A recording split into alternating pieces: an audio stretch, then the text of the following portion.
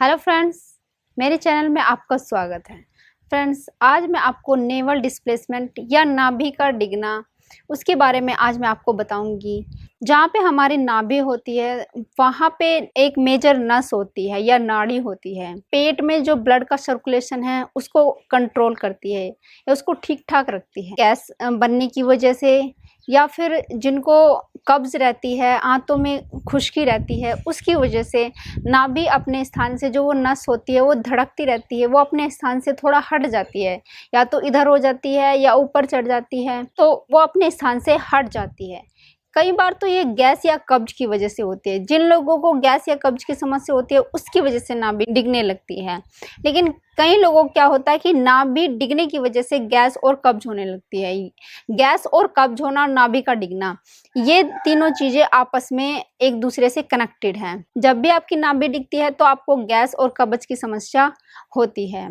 तो ये क्यों होती है? ये इसलिए होती है या तो हमारी आंतों में खुश्की ज्यादा आ जाती है जिसकी वजह से गैस बनने लगती है, तो हमारी नाभि अपने स्थान से बार बार हटने लगती है, या फिर उन लोगों की ज्यादा नाभि अपने स्थान से हट जाती है जो लोग काम तो करते हैं लेकिन उन्होंने शुरू से ही कोई ज्यादा भारी एक्सरसाइज नहीं की या कोई प्राणायाम नहीं किया, या वो लोग इन चीजों पे ध्यान नहीं देते। इसकी वजह से उनकी जो नसें होती है वो ज्यादा फ्लेक्सिबल नहीं होती है, वो थोड़ी सख्त रहती हैं अपने आप पे। इसकी वजह से वो बार बार जब भी वो थोड़ा इधर उधर या काम करते हैं, थोड़ा गैस बनती है तो उनकी नाभि अपने स्थान से हटने लगती है। तो जिनको ये समस्या बार बार होती है, गैस और कब्ज भी रहती है, तो उनको खाने में क्या प्रयोग करना चाहिए? क्योंकि उनकी आंतें ज्यादा कब्ज की वजह से खुश्क हो जाती है, तो उनको गाय के घी का इस्तेमाल जरूर करना चाहिए। और वो कैसे करना है? ऐसे नहीं कि गाय के घी में आप कोई चीज तल के खा रहे हो, ऐसा नहीं करना है। गाय के घी को गर्म करके नहीं खाना है, उसको आप कच्चा ही खाइए। या तो आप ऐसा करिए कि गर्म दूध में जो रात को आप पीते हो उसमें 1 छोटी चम्मच गाय के घी की डाल के रोज उसको पिए। फिर एक त्रिफला का चूर्ण आता है, जब आपको ज्यादा कब्ज की समस्या हो तब आप उसको ले सकते हैं तीसरे चौथे दिन। याद रखें, आपको डेली चूर्ण का प्रयोग नहीं करना है। कोई भी चूर्ण हो आपको डेली आदत नहीं बनानी है। आप उसको तभी प्रयोग करें जब आपको कब्ज की समस्या ज्यादा हो रही है। तो अब मैं आपको बताऊंगी कि अगर आपको गैस की कब्ज की समस्या हो रही है और आपको लग रहा है कि आपकी नाभि डिगी हुई है, तो आप कैसे चेक कर सकते हैं? सबसे पहले हम अपने हाथों को ऐसे मिलाएंगे। देखिए, हाथों की ये जो चांद रेखा जिसको बोलते हैं, ये चांद रेखा, इसको एक दूसरे से मिलाना है। दोनों हाथों की चांद रेखा मिलाइए और जो हमारी सबसे छोटी उंगली होती है इसको मिलाइए। चांद रेखा को आपस में मिलाना है। तो देखना है जो हमारी छोटी उंगली है इसकी दोनों रेखाएं आपस में मिली हुई है या नहीं। अगर कोई भी एक रेखा आपस में ना मिली, जैसे ऐसे रहती है, कई लोगों की ऐसे हो जाती है, चांद रेखा मिलाने के बाद ऐसे, जैसे इधर से ये उंगली ऊपर होती है या फिर कई बार ऐसे होती है, तो उनकी नाभि डिगी हुई रहती है। जैसे मेरी दोनों एक दूसरे से मिली हुई है, दोनों उंगलियां देख रहे हैं आप, मेरी दोनों छोटी उंगलियां आपस में बिल्कुल मिली हुई है, उनकी लाइनें भी, दोनों ऊपर वाली भी और नीचे वाली भी, इसलिए मेरी नाभि डिगी हुई नहीं है। फिर दूसरा तरीका आपको मैं बताती हूँ कि आपको पैरों को देखना है तो कैसे देखना है। आपको सीधे लेट जाना है और पैरों को देखना है। ये जो हड्डी होती है, ये इनको दोनों को मिलाकर देखना है। ये जो हड्डी है ना पैर की, इनको आपस में मिलाना है ऐसे ऐसे, और पैर के अंगूठों को देखना है। अगर अंगूठे दोनों ऊपर नीचे हैं तो इसका मतलब नाभि डिगी हुई है, लेकिन अगर अंगूठे दोनों आपस में इक्वल हैं तो नाभि नहीं डिगी हुई है। देखिए, यहाँ पर दोनों इक्वल है तो इसका मतलब नाभि डिगी हुई नहीं है। ये हड्डियाँ, ये वाली हड्डियाँ आपको मिलानी है और ऐसे देखना है। तो अंगूठे यहाँ पर इक्वल हैं, इसका मतलब नाभि डिगी हुई नहीं है। अगर अंगूठे ऊपर नीचे होते हैं तो नाभि डिगी हुई होती है। देखिए फ्रेंड्स, ये दोनों हड्डियां आपको मिलानी है ऐसे, और देखो ये मेरे अंगूठे भी दोनों इक्वल है, तो इसका मतलब मेरी नाभि डिगी हुई नहीं है।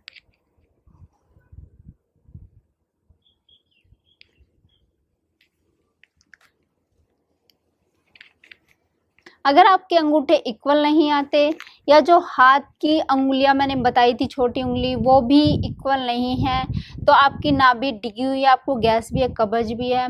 तब आपको क्या करना है जिससे आपकी नाभि सेट हो जाए? तो आपको करना क्या है फ्रेंड्स, सबसे पहले अपनी टांगों को ऐसे इस वाली टांग को, इस वाले पैर को ऐसे नीचे लाना है,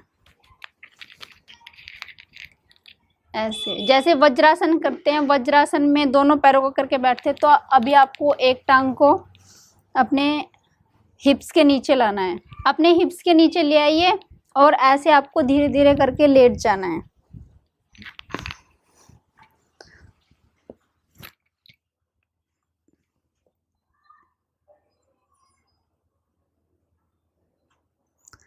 फिर आपको 6 सेकंड के बाद ऐसे इसको उठा के और ऐसे अपने पैर को निकाल देना है। फिर आपको ऐसे करके उठना है। ध्यान रखिए फ्रेंड्स, आप जिनकी नाभि डिगी हुई होती है उनको सीधे कभी नहीं उठना है, करवट लेके उठना है। फिर आपको ऐसे दूसरी टांग को ऐसे मोड़ के और ये जो पैर है अपना हिप्स के नीचे ले आइए, ऐसे। ये पैर मेरा हिप्स के नीचे आ गया है। फिर आपको ऐसे ही लेट जाना है। ये 6 सेकंड के लिए आपको करना है। फिर इस पैर को उठाते हुए निकाल देना है।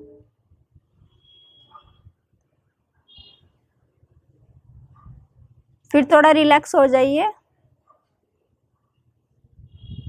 रिलैक्स होने के बाद फ्रेंड्स आपको इस पैर को उठाना है और ऐसे हाथों से पकड़ के अपने नाक से लगाना है। ये आपको 6 सेकंड के लिए करना है। फिर सीधे ले जाना है पैर को, ऐसे ही। फिर फ्रेंड्स दूसरा पैर आपको उठाना है और अपने नाक से लगाना है 6 सेकंड के लिए। फिर उसको सीधा कर देना है और थोड़ी देर के लिए रिलैक्स करना है। फिर थोड़ी देर बाद दोनों पैर को अपने उठाना है और ऐसे पकड़ के अपनी नाक से लगाना है।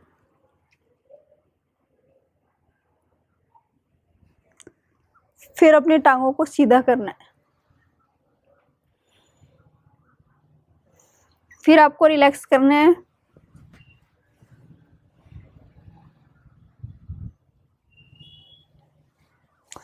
फिर रिलैक्स करने के बाद फ्रेंड्स आपको ये टांग ऐसे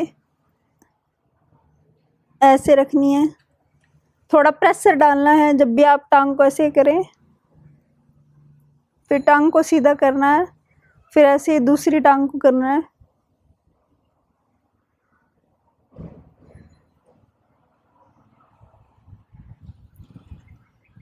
फिर दोनों टांगों को सीधा रखना है, लेट जाना है, थोड़ा रिलैक्स करना है।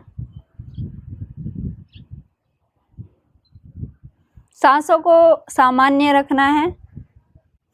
फिर दोनों टांगों को ऊपर उठाना है, अपने हाथों से पकड़ना है।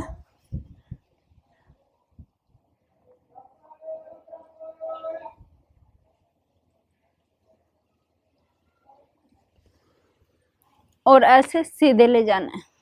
थोड़ी देर के लिए रिलैक्स करना है। फिर आपको एक पैर को उठा के यहाँ पे रखना है, अपनी दूसरी थाई पे रखना है और इधर ऐसे थोड़ा करवट लेनी है, थोड़ा जिससे नसों पे खिंचाव हो, थोड़ा इतनी करवट लेनी है आपको।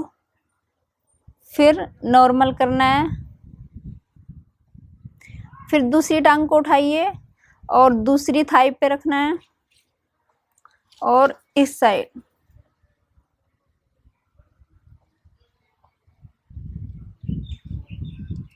फिर आपको नॉर्मल होके ऐसे करवट लेके उठ जाइए। ये आसन आपको 3-3, 4-4 बार करने हैं, अपनी कैपेसिटी के हिसाब से जितना आप कर सके आराम से। ज़्यादा खिंचाव ना डालें कि इनमें आप 3 बार भी कर सकते हैं और 2 बार तो करने ही हैं और खाली पेट करने हैं। ये नहीं कि आप खाना खा के कर रहे हैं। खाली पेट करेंगे तो आपकी नाभि अपने आप ही कुछ दिनों में सेट हो जाएगी। एक्यूप्रेशर के पॉइंट्स हैं तो वो भी अगर आप साथ में दबा ले तो उससे भी आपको बहुत ज़्यादा फ़ायदा होगा। तो वो कौन कौन से हैं ये देखिए। ये जो हमारा अंगूठा होता है और ये उंगली है, इसके बीच में ये जो गड्ढा सा है, तो यहाँ पे आप दबाइए। थोड़ा प्रेशर दे के दबाना है आपको, ऐसे ऐसे ऐसे ऐसे। और इस वाले हाथ का भी, दोनों हाथों का आप ये गड्ढा सा है जो, इसमें थोड़ा प्रेशर के साथ आपको दबाना है। ये आप कई बार दबाइए, दिन में 2-3 बार आप आराम से दबा सकते हैं। थोड़ा प्रेशर दे दे के आप दबाते रहिए। इससे अभी आपकी जो पेट की नसें हैं उनमें लचीलापन आता है, आपको कब्ज आदि की समस्या नहीं होती है, तो उससे आपकी नाभि सेट हो जाती है धीरे धीरे। हमारे पैरों में ये जो बीच में स्थान होता है, तो इसको आप दबा सकते हैं ऐसे ऐसे, अपने आप खुद से आप दबा सकते हैं। इससे भी नाभि में काफ़ी आराम मिलता है इसके दबाने से। तो जब भी आपको समय मिले तो आप ज़रूर इन्हें दबाएं, तो आपको बहुत ज़्यादा फायदा होगा।